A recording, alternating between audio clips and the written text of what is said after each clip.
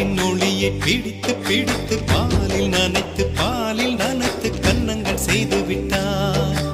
உலக மலர்கள் பறித்து பறித்து 2 பந்துகள் அமைத்து அமைத்து பெண்ணை சமைத்து விட்டார்.